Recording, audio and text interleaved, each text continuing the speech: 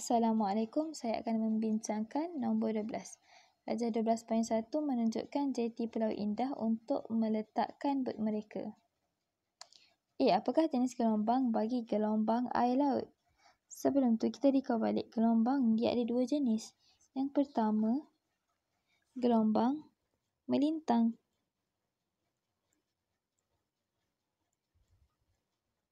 Yang kedua ialah gelombang membujur.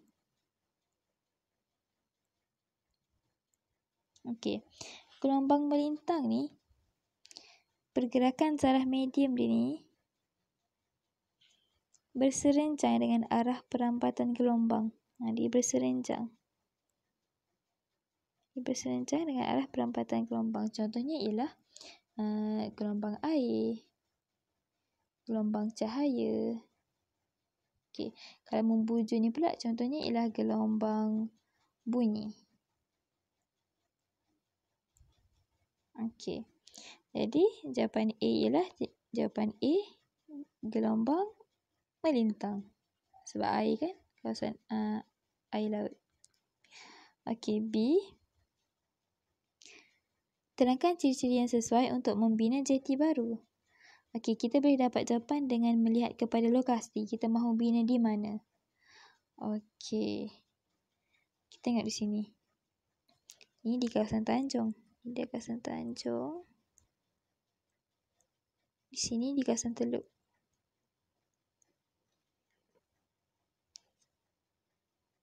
Kita perlu bina di kawasan Teluk di sini. Jeti tu kita perlu bina di sini sebab di kawasan Teluk, ombak dia ni tidak sekuat di Tanjung. Sebab apa? Sebab gelombang dia sebar ke semua arah. Berbeza di Tanjung, gelombang ni dia menumpu. Ataupun kita boleh tengok sinilah. Kedalaman air berbeza-beza melintasi kawasan Teluk. Tenaga ombak menyebarkan lebih luas di kawasan Teluk berbanding kawasan Tanjung. Amplitude ombak air di Teluk lebih rendah daripada kawasan Tanjung. Jadi tadi poin pertama dibina di kawasan Teluk kerana air lebih tenang. Yang kedua, dari segi bahan binaan tembok, penahan kena guna konkrit sebab supaya lebih tahan lama. Lepas tu yang ketiga, permukaan tembok tidak sekata supaya dapat mengurangkan tenaga gelombang air. Yang keempat, tembok penahan dengan saiz tapak yang besar bagi mengatasi tekanan yang besar ataupun lebih kukuh. Kita pergi kepada soalan C. Rajah 12.2 menunjukkan pembiasan gelombang air.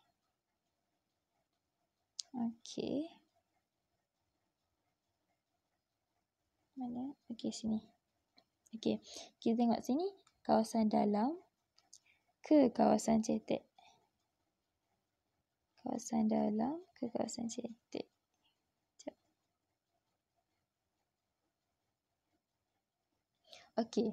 Kalaulah pembiasan dari dalam ke cetek, lambda dia tu, panjang gelombang akan berkurang.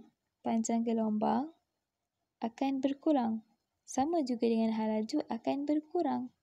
Arah dia pun berubah mendekati normal.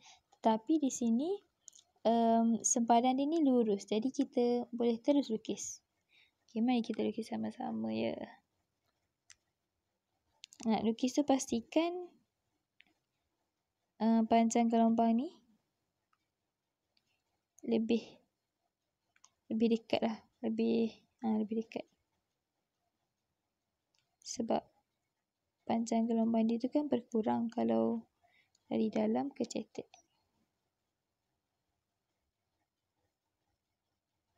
Lukislah beberapa dalam 4-5.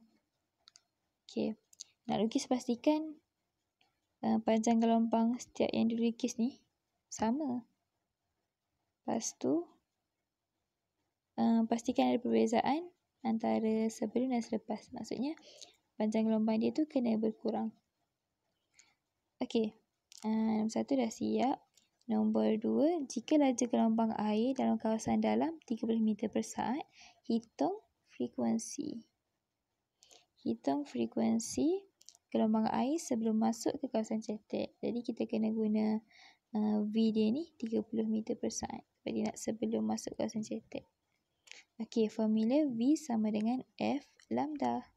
Kita nak F, jadi kita modify formula. F sama dengan V per lambda. Okey, V kita guna 30 meter per saat sebab dia dah bagi. 30 meter, jadi lambda ni dia kan bagi 20 mm. Kita kena tukar kepada unit meter. 20 mm sama dengan 2 cm. 2 cm sama dengan 0.02 meter. Lepas tu kita dapatlah 1500 unit bagi frekuensi ialah Hertz. Okey. Nombor 3. Tentukan frekuensi gelombang air. Frekuensi gelombang air selepas memasuki kawasan cetek. Okey, kita kena tahu, kita kena ingat bahawa kalau pembiasan yang tidak berubah hanyalah frekuensi. Lambda dia berubah. Hal laju dia pun berubah. Arah dia pun berubah mendekati normal. Tapi frekuensi tidak berubah. Jadi, nombor 3 ni jawapannya tidak berubah. Okey, kita pergi kepada soalan D. Fahim Entertainment mahu memasang sistem komunikasi baru bagi melancarkan siaran digital. Berdasarkan jadual 12. Okey, mari kita tengok jadual 12. Jadual 12. Okey. Bila sistem komunikasi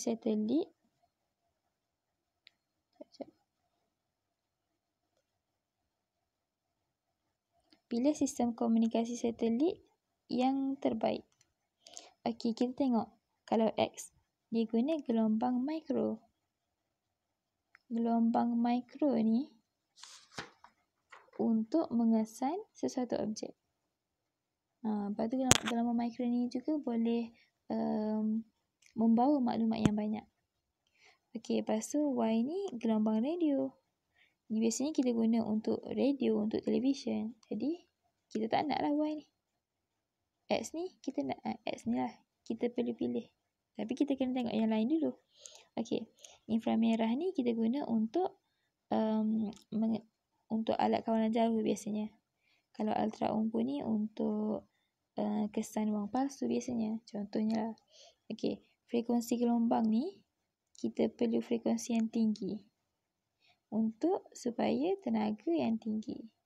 Okey, diameter penerima ni kenalah besar. Sebab kita dapat menerima dan memantul isyarat yang banyak. Okey, boleh nampak situ. Okey. Lepas tu, lokasi pemancar dan penerima tu perlulah tinggi supaya dapat mengurangkan kesan pembelauan.